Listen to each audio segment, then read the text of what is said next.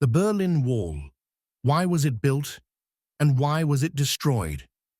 The Berlin Wall was one of the most infamous symbols of the Cold War, dividing not just a city, but the entire world into two opposing blocks, capitalist West and communist East. For nearly 3 decades, this concrete barrier split Berlin in half, turning its eastern side into a heavily controlled zone. Yet in 1989, the wall came crashing down, marking the beginning of the end for Soviet influence in Europe. Why was it built? Why did it stand for almost 30 years? And what led to its dramatic fall? Why was the Berlin Wall built? After World War II, Germany was divided into 4 occupation zones, controlled by the Soviet Union, the United States, Britain, and France. In 1949, the Western zones merged to form the Federal Republic of Germany, West Germany, while the Soviet-controlled zone became the German Democratic Republic, East Germany or GDR, a socialist state under Moscow's influence. Berlin, despite being deep inside East Germany, was also divided. Make sure to subscribe to our channel and give this video a like. This helps the YouTube algorithm promote our videos. Thank you so much. And now we continue our story. West Berlin remained under the control of the Western Allies, while East Berlin became the capital of the GDR. The contrast between the two parts of the city quickly became stark. West Berlin enjoyed freedom, economic growth, and a high standard of living, closely tied to Western Europe. East Berlin was under an oppressive socialist regime, with strict surveillance, shortages of goods, and economic struggles. As a result, thousands of East Germans fled to the West, using West Berlin as an escape route. By 1961, more than 3 million people had left East Germany, creating a massive crisis. Many of those fleeing were young professionals, leading to a brain drain that severely weakened the GDR's economy. Faced with this crisis, the East German government, backed by the Soviet Union, took drastic action. Their solution? Physically sealing off West Berlin to stop the exodus of people. On the night of August 12 to 13, 1961, East German troops began constructing the Berlin Wall.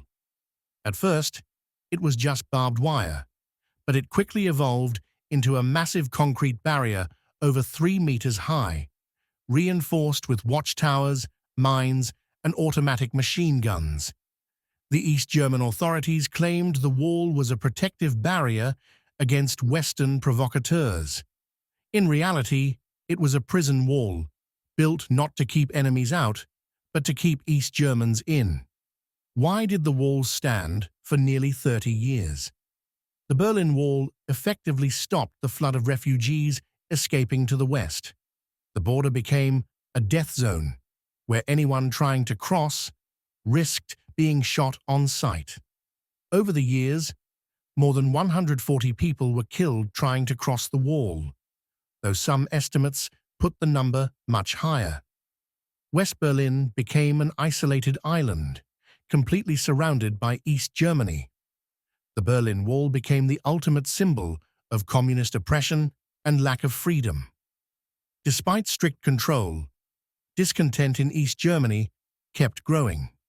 The socialist economy was struggling. People were frustrated with state repression, and the rest of the world was changing. Why did the Berlin Wall fall?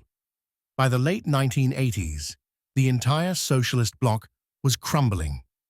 In the Soviet Union, Mikhail Gorbachev introduced reforms like glasnost, openness, and perestroika, restructuring, signaling a weakening Soviet grip on Eastern Europe.